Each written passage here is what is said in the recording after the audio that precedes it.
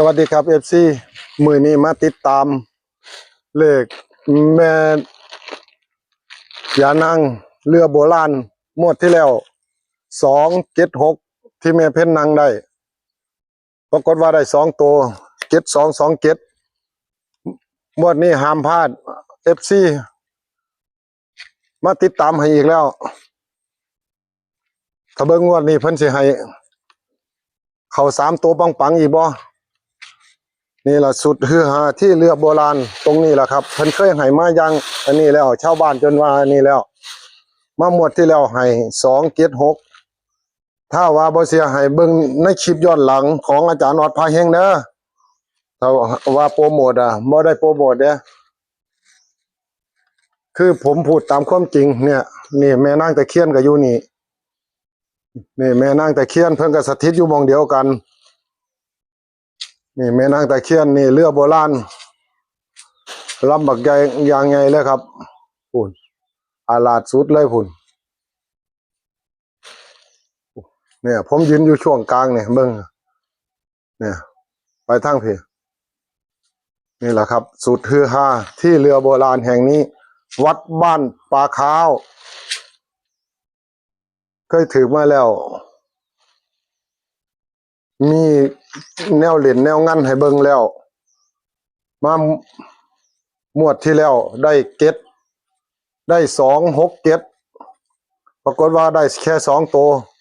ก็ยังดีที่ดีกว่าเพิ่นบ่ให้มื้อนี้มาแล้วมาติดตามให้อีกแล้วให้เอฟซีจับตาเบิ่งเด้อแม่เพ่นนางสมาธิบ่แม่นว่าแบบร่างทรงเด้สมาธิล้วนๆครับเดี๋ยวสิสวดเพิ่นให้เรียกเขามาบอกในงานในกิจแม่เพ่นให้ออกปากบอกเลยนี่นี่แม่ย่านางเพิ่นก็ต้องมองอยู่จังซี่ล่ะนี่แม่เพ่นเพิ่นเลี้ยงเพิ่นอันนี้เพิ่นถือเพิ่นโชคเพิ่นหมานเพิ่นมาเลี้ยงน้ำหวานน้ำแดงบัดนี้ก็เบิ่ง FC ให้รุ่นไปน้ำกันงวดนี้เดี๋ยวผมสิอันนี้ให้แม่เพ่นทำพิธีซอยให้แม่เพ่นมื้อ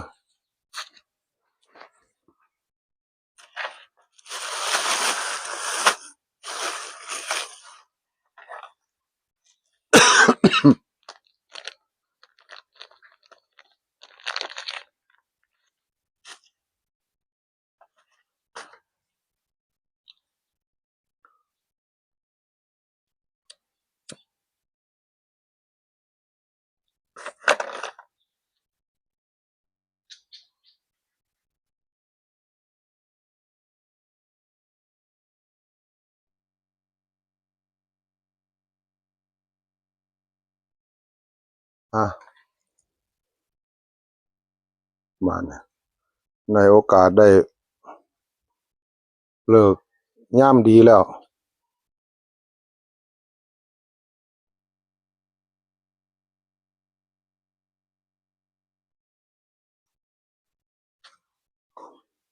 เดี๋ยวผมสิได้ทำการอันนี้ให้แม่เพ่นพาแม่เพ่นว่า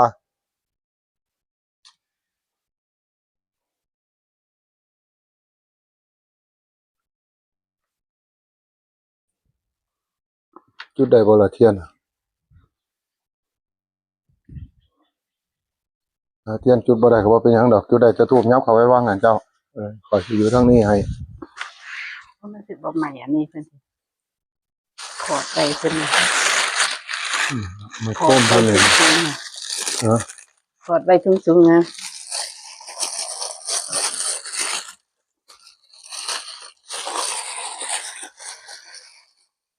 ถอดไว้ก่อนเนาะ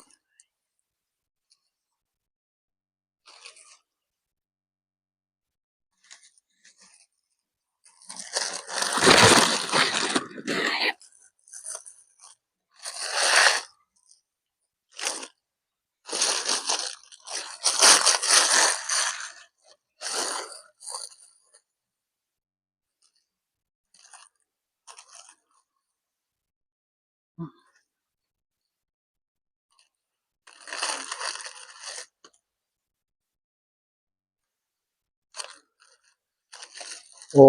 มัดก็มัดยากเสียกมันสั่นถ้าปล่อยลงก็เดี๋ยวสิไปใหม่กับถูกเอาเป็นหยังล่ะบัดนี้ยกขันคู่ขึ้นถูกเขาที่นี่อันนี้ปักไกลๆสาธุภริทวานเมตังสมิตาปทันตาวิชิตากิตาปริตังพนันตุสักเคกามิจารุเปชิลิสิกรตเตจันตาลิเขวิมานีทิเปราเทจักขามิตลวนาคานิเควาทุหิเกเตอุมาจยันตุเทวชรคลาวิสมิยะขาคัมพันพนาคาติทันตาสันติเกยังมุนิวราจนังสาทาวมีสุนันตุธรรมสวนาคาโรอายมทันตาธรรมสวนาคาโรอายมทันตาธรรมสวนาคาโรอายมทันตาสาธุเด้อเทวปุตเทวดาผู้เพิ่นมีหูแก้วตาทิพย์ หลวงปู่อยู่นี่ก็ดีแม่ย่านางก็ดีแม่นางตะเคียนก็ดีผู้เพิ่นมีหูแก้วตาทิพย์มื้อนี้ลูกหลานมาขอโชคขอลาภนำแม่นางแม่ย่านางอยู่นี่บัดนี้ คุณครูบาอาจารย์ก็ดีลูกหลานได้ย่อยืนคู่ค่ายถวายขันธ์5ขันธ์8มีผ้าขาวไว้นึงกับปัจจัย12 บาทลูกหลานมาขอโชคนำแม่ย่านางหรือว่าแม่นางตะเคียนที่เพิ่นปูอยู่นี่ผู้เพิ่นมีหูแก้วตาทิพย์ เอาเด้อบัดนี้ย่าเอ้ยมาโปรดมาภายลูกหลานสาธุสาธุ สาธุนะโมตัสสะภะคะวะโตอะระหะโตสัมมาสัมพุทธัสสะนะโมตัสสะภะคะวะโต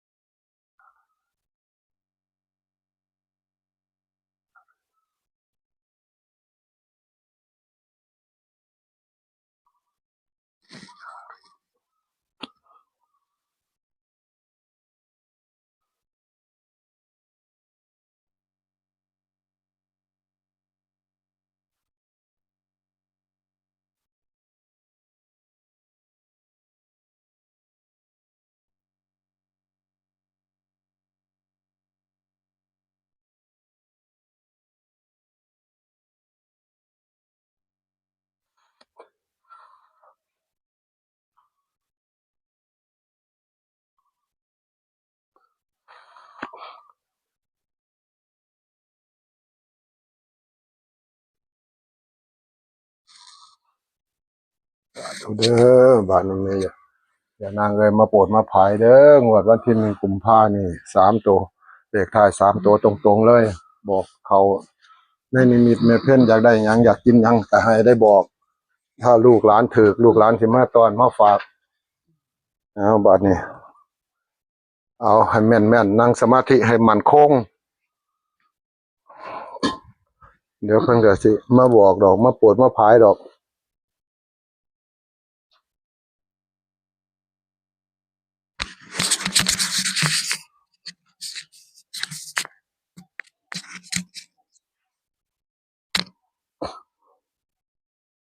ครับรุ่นไปนำกัน FC คือผู้สุคนมื้อนี้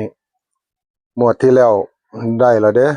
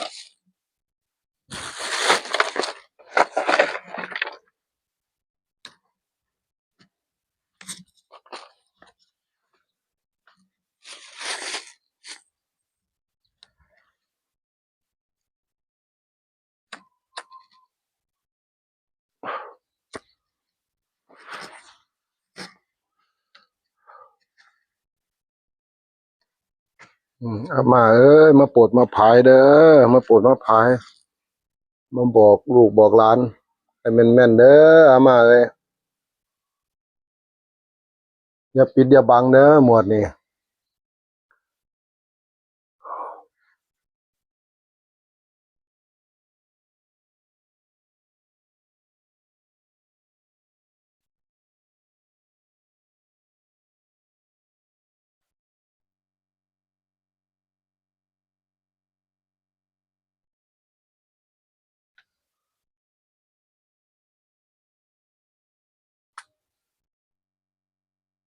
ห้องบอกดังๆโลด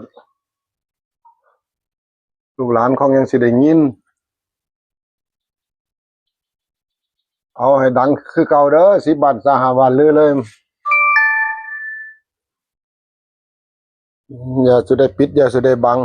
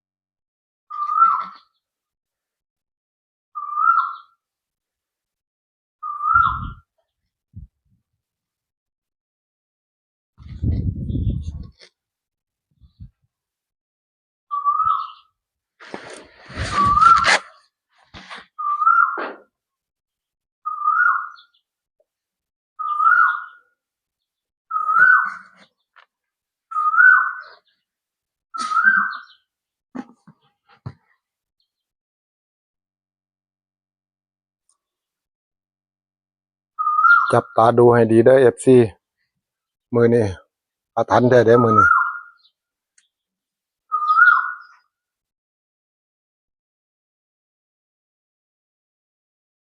เข้ามาทั้งตุ๊กแกทั้งกาเว้า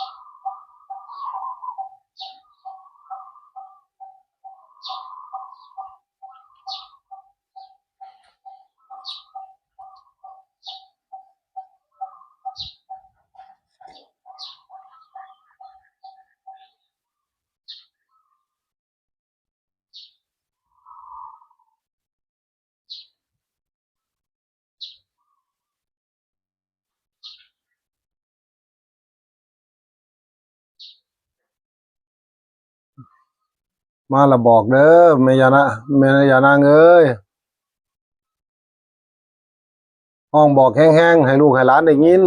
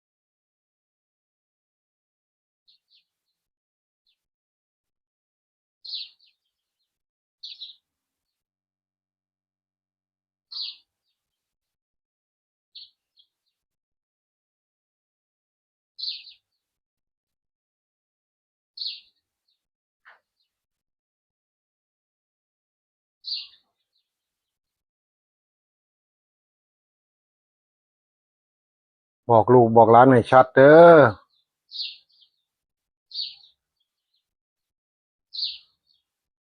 มีหูแก้วตาทิพย์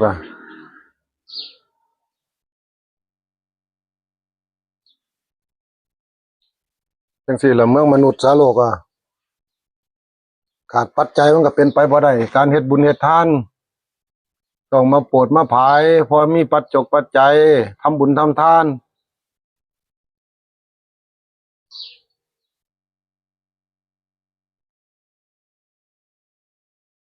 ลูกหลานมาอ้อนวอนขอให้โปรดเมตตาปราณีลูกหลาน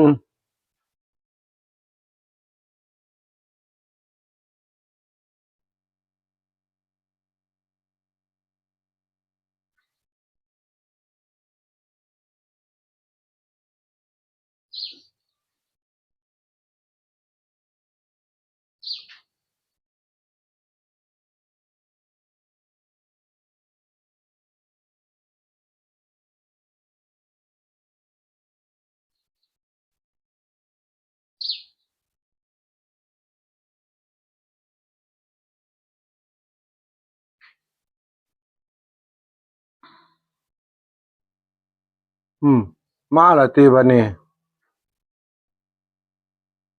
ได้ตัวไหนน้อเนาะ ห้า หาหยังน้อเนาะ 90 590เอ้า590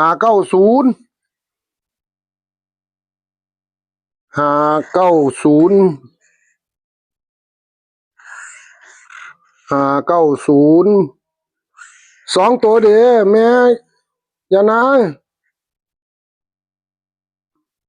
2ตัวได้ตัวไหนน้อเนาะ ฮะ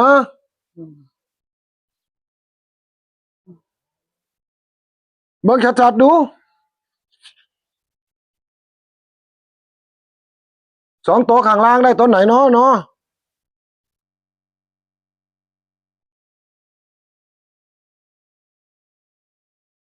เห็นบ่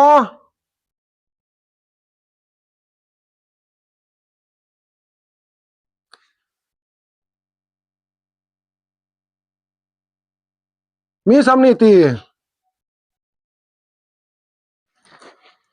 บอกเบิ่งอ๋อบ่มีส่ำนี้อ้าว FC เอ้ยบาดนี้เบิ่งพิจารณาเอาเด้อเดี๋ยวผมสิตัดให้ถ้าเลขบ่ตัดแล้วมันก็อันนี้ผมสิตัดไว้ให้3คู่50 59 50 59แล้วก็90แม่เพิ่นมาโปรดเราได้หมวดที่แล้วเพิ่นก็โปรดเด้หมวดที่แล้วตัด2ตัวกับเขาเด้เพิ่นให้276ให้อันนี้เด้อบาทนี้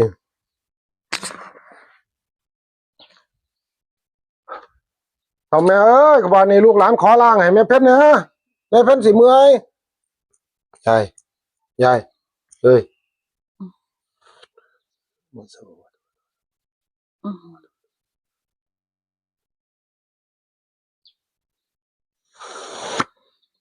เป็นจะไหนสวงยังเอานี่เลขเอาให้ FC เขาเบิ่งเนี่ยบัดนี้นี่ล่ะเรือโบราณหมวดที่แล้วเข้าเต็มๆเด้อพี่น้องเอ้ยตัดให้เกต2 2เกตน่ะสุดฮือฮามาแล้วยกขึ้นให้เพิ่นเบิ่งดูนี่เบิ่งเอาเด้อบาดนี้ FC เอ้ยนี่เอาแคปหน้าจอเอาชัดเจนแล้วล่ะ590 50 59แล้วก็90แล้วแต่บุญญาปารมีเด้อบาดนี้เพิ่นให้มาจังซี่เฮาก็อันนี้เบิ่งดูนี่ผมยืนอยู่ช่วงระหว่างหัวนี่แม่งใกล้ๆยาวเพิ่นองค์ใหญ่เรือลำใหญ่เลยนี่นี่ให้เบิ่งนี่รูปแม่ย่านางเพิ่นนี่เห็นบ่รูปแม่ย่านางเพิ่นนั่งอยู่บนหัวเรือนี่